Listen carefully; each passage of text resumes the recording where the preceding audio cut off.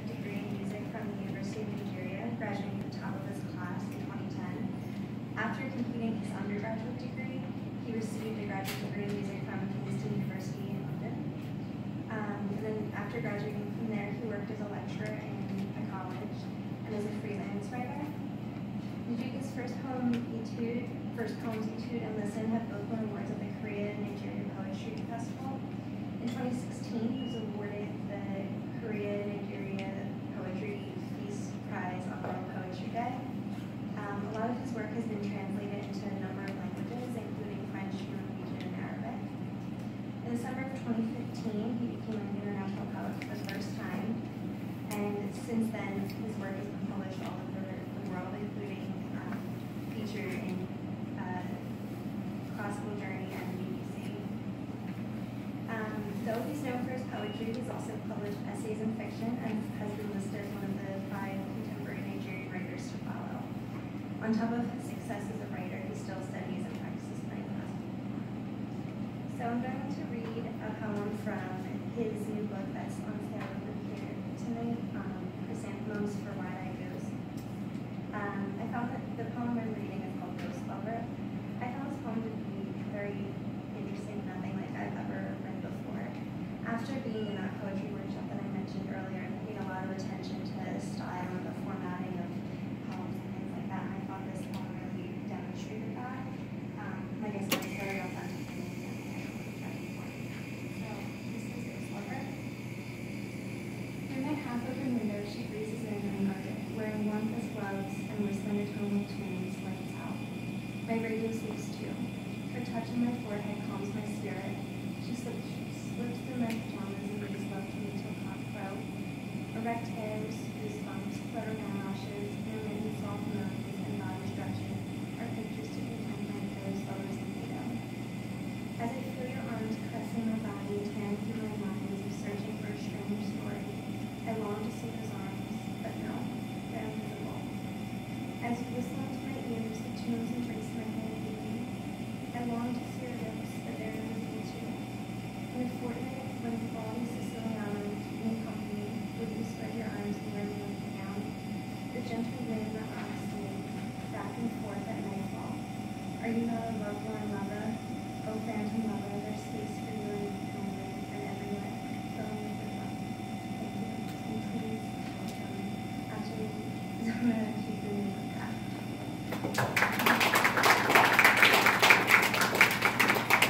Very much. Good evening, everyone. That's the best introduction I ever had. It's such an honor to be here this evening. As a guest, I'll be here a couple of times, maybe 2 times, but this evening feels so special. For this reason, I'm very grateful. Thank you all for coming out this evening. I must admit at this point tonight, it does seem that those of us with very long names are, we inconvenience a lot of people with our long names. And but in our defense, I like to think that all the Echezonachukwu and Rachmaninoffs and Tchaikovskys of this world, we have no deliberate intentions, of making our name too long. I remember sometime last year, I was at an event, I was going to be introduced, and then the lady said to me, "Oh, how do you say your name?" I said, Echezonachukwu. The first name, and she said, "Oh my God." And I said, "To which I replied, no." So she had to let to say my name. Well, it's so good. I think I have an idea. I mean, if the government can, tax people with very long names more. If you have long names, you can tax more. I think that would work faster. But before that happens, I think I've taken the time to give my book a long title as well, so that before that idea comes to fruition, maybe it will. So the title of my book is Chrysanthemums for Wide-Eyed Ghosts, and my first name is Echezonachukwu Nduka. She did a very good job. This book is special to me for many reasons. One, it is my debut collection. I've been writing for some years now, but I had to finally take some time to put my poems together and have them in a collection. So I'm going to be reading a couple of poems tonight. I'll start with the opening poem. The book is in 7 sections, and each of the poems are arranged according to the themes, the thematic relevance, what they all talk about. So the first one is on its own. That's the only poem in the first section. It's called The Initiation. With your hands in your pockets, you walked into the room and lights went out. You've come on your own accord. A voice roared and doors locked behind you. On your knees, another voice ordered. You narrowed and closed your eyes as Mozart's Requiem in D minor filled the room. Those rules read to your hearing knocked off the air you once breathed, the tales that taught you magic, the ones you dreamt to use up, the taste of wines that built your bonds. That night, you drank a new wine served in a skull with sauce. A new bond was born. Each vow was sealed with a thumbprint and a basket of tongue papers that spilled eggs. Lights on, you opened your eyes and the requiem resumed. Nothing remained the same. In the midst of those who formed that ark, your new self came on a tray of books and pens. You became a slave to every written word. When you left the room, tales hung over your head and followed you everywhere. You must be a writer. Thank you. Inside the old room.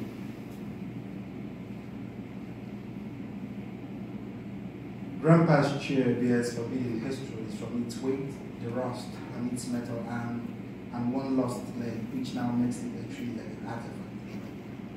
Before he joined the queue of ghosts, he would sit here humming, waiting for an old friend who never arrives. He would tell stories of a war that ate many souls, his lost gun, and the last cry of a child noted from Kwashiorkor. I still remember his face, he would say. The only diary on this desk is filled with names of people like a gnat. How does a name reconcile with its bearer who now breathes dust? There is dust on the desk, curtains, books, tabs, and an old radio left to mourn the stain of departure. I think of lighting oil lamps as playing the role of God. First, wool soak the oil and matchsticks bring forth flames. And here, this lamp, devoid of oil and wool, bereft of a torch, is Dad's signature placed on his stool, plagued by moonless nights and spider webs. Photographs in monochrome are placed on a shelf, their images staring longingly like a lonely lover awaiting familiar laughter, or like a night of terror yearning for dawn. There is no one left to say the angels, none to measure the size of silences, of loss resonating in midnight moans, sighs and hisses. That tiny bell atop the fridge rang at the hours of prayer. When Grandpa prayed, it was family census. Literally, an amen, too many to become a long song. Here, he would say, here is where life used to be. Bring it back, good Lord. But his was taking his stand. Inside the old room, departures are doors opening to new dreams.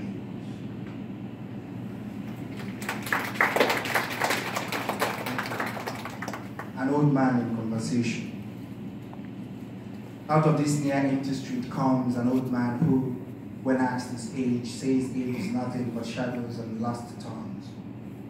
He has lived his past years drinking in honor of dawns, marking seasons of cold and warmth, and learning to read a new verse twice in reverse.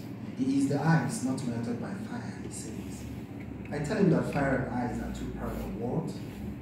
He nodded and says his two worlds living in one body, one flesh fleeing towards eternal limitations. How does wine become blood so tasty? He asks. I look into the wide open street and see two young men walking hand in hand, their backs against us. I tell him that wines become blood when they are drunk together on an old communal table. Flames. Strumming chords and wiping tears on New Year's Eve, I was left to wonder if heartbreak is the long-awaited prophecy or the 11th commandment. I sang the first hymn and watched you close your eyes, shaking your head like you would if I were a sauce served cold on a Sunday noon. I am not the mathematician who loves to find X when his whiskey is waiting, cubes melting in yellow. I have been your intoxicant, associate professor of whiskey and wine. I drink and pour myself another until I'm a reader. This is how stories drown in me. Sing me if you please, but slowly. Do you remember the spark in our first kiss? I know how fire burns on water. We made it happen on Lover's Day after we left a note on the doorknob saying, busy right now, come back later. So no one knocked on our door. There is no song greater than the fire that burns on water, tickling tongues and tendons, eternal fire and flames. We stood on the flames to peep into heaven, to ask a blue-eyed angel at the gates of light if angels sing R&B or rap, if Jesus owned a baroque trumpet or classical guitar, if egg stew is served on arrival. To search your eyes is to play a game of numbers, counting backwards and asking God to raise the dead again. Lazarus was his friend, but so are we, breathless, hoping to hear a voice when we drink our last bottle. Thank you. So there is I would call it a section called Bambari poems. There are about 8 of them. So I'll just read number 2 and 3 of the Bambari poems. The poems were inspired by some friends I had back in the University of Nigeria. So I kind of thought about it years after graduation. Some of the friends took place at the time, and I decided to create poems out of all that. So I had about 8 poems telling the story. So this is the second and the third in that segment. My enemy, the government, wants that smokers will die young, but they puff ganja smoke in my face. Weakened and dying of deceit, I smoke to live my life.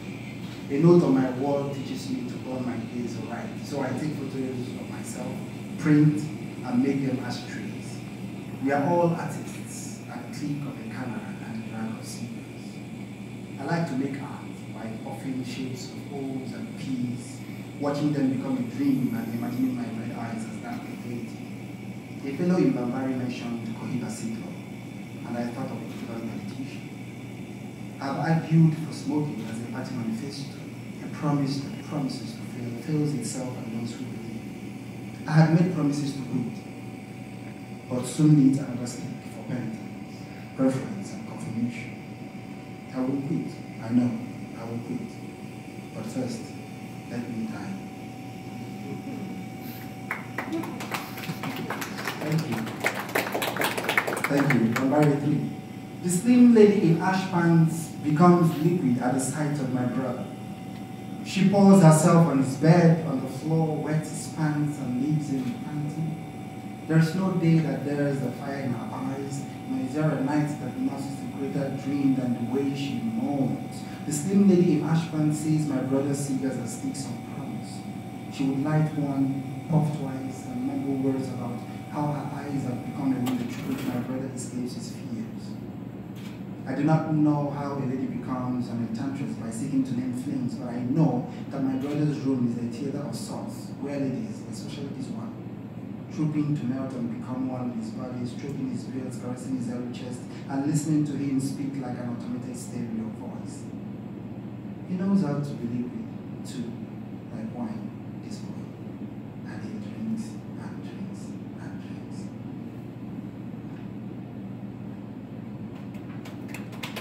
Thank you. Thank you. So, I'll read the poem. This poem is titled Chrysanthemums for Why That Goes, which is the title of the book itself. It's a short poem. What I've not told you is that the man in black is the newest funeral home in town.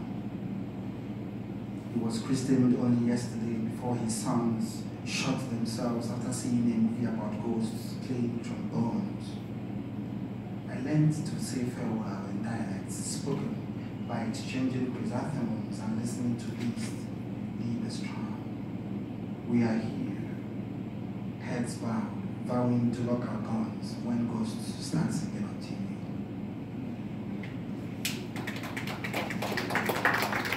Thank you. So I read the poem. This is a special request. It's titled Living Near St. Vincent de Paul Cemetery. I think it's one of the longest poems in my collection. Living near St. Vincent de Paul Cemetery. Living near St. Vincent de Paul Cemetery is hearing your thoughts echoed by ghosts, looking in the mirror and seeing a face you once knew, hearing a church bell and thinking about all the ghosts you could report to God. There are cops here, but they don't arrest ghosts.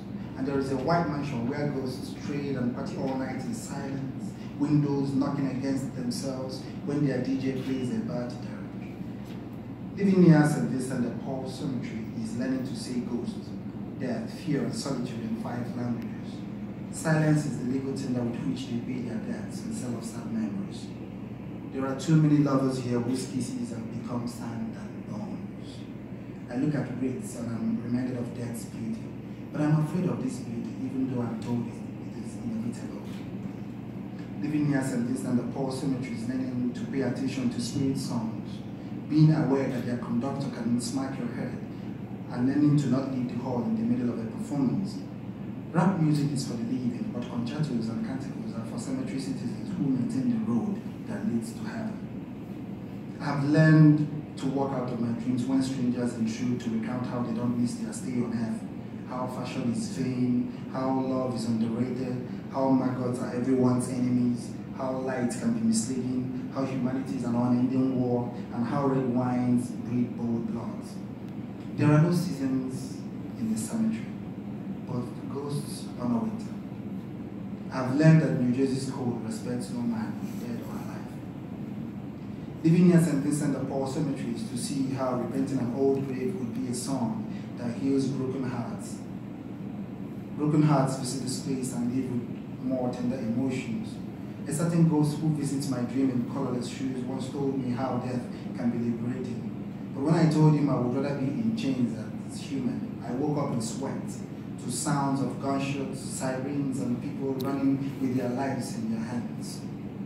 Living near St. Vincent de Paul Cemetery is being neighbors with a team of magicians and alchemists who enchant you, letting you decipher an image, how an image can quickly turn to nothing. There are nights when moans give the darkness company, sounding like the piano accompaniment to soprano solo, or ringing softly like Santa's tiny bell on a Christmas morning, and you wonder if ghosts have sex too. There are nights when night itself gets tired of apparitions, waiting for daybreak like cops surrounding the lodge of a crime suspect. I've learned to observe dogs when they bark at nothing. Sometimes they look back at you to add your voice, but humans who talk to nothing are taken to psychiatric suspicions or regarded as geniuses. To be a genius is to learn how to talk to ghosts, or to be a ghost in disguise. Dead poets whose epitaphs are poured with a knock on doors at 2 a.m., whistling a hymn about Christ's resurrection. Living near St. Vincent de Paul Cemetery is reading poems by Pablo Neruda and imagining the poet as a presidential candidate in a nation where skeletons think, argue too much, and tag love poems and readers. There is only one way to upset a stranded ghost. Whistle back when you hear a whistle at night. There are 2 ways to upset all ghosts. Walk into the cemetery with a bottle of brandy. Read a bad poem at any graveside in the cemetery.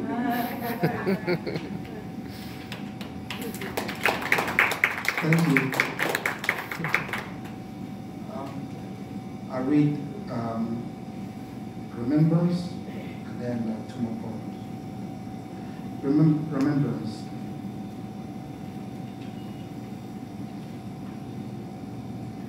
Distant mirrors cast an image of what is left since your absence invaded my space, turning me into a century for mourning, musings, meditations that will stretch into roads too rough to not end on a precipice. I, who once held you in my bosom to share heartbeats that became soothing when sleep denied you its release. I, whose thought you say was your heartstrings, a song that told your tendons to stitch, heal, and tame your demons. I, whose voice you say was a love poem that raped itself and ran at your moon as your moon was winter. Desire, who now recounts the torture of your eyes. I remember you in the lyrics of a song in the shore, your voice a tingling spell that stored my senses, gifting me pseudo smiles for distractors who send emoticons on Instagram. I remember you like a painter wove an image before the first brushstroke on canvas, a portrait of a favorite genius on an art gallery. I remember you as Audre Lorde's Litany for Survival, the poem that tasted our tears in a cold night, eyes locking eyes, lips locking lips, strengths and vows exchanging as body fluids, amidst O's and R's. I remember the calls of your body like voyagers, wood and mountain beyond maps. I remember your first yawns and mornings too numerous and simple, a bite of light sleeps and calls for mornings as attendants to your newfound obsessions, orations read in anticipation for parts that wouldn't bring. I remember you now as a mother would and only son lost on life's dark alley, her tears a testament of love as a ball in transit. It is still known on this day of departure, but night has invaded my space, rattling, dragging, and stabbing at what is left of me.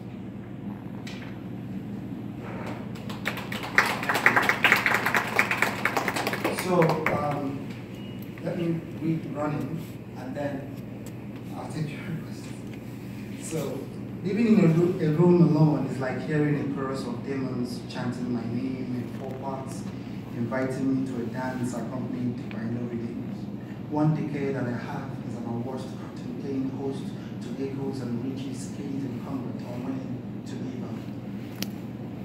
Outside my window there is a siren that has refused to go up, a boy that has not stopped running, who knows all the policemen by their names and wears his black skin like a tumor. He pays for sins he is yet to commit, raises both hands to keep his life, yet he will not stop running. I am in my room running too, only that my legs are not moving.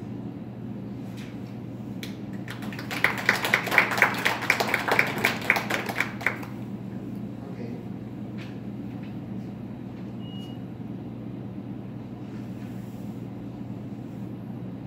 The 2015 rally. I was studying a course in music philosophy, and one of the topics we discussed was about ontology of music, the nature of music. What is music actually? We were having debates back and forth about what music is, because just like in all the arts and philosophy, sometimes it's always difficult having a definite, definition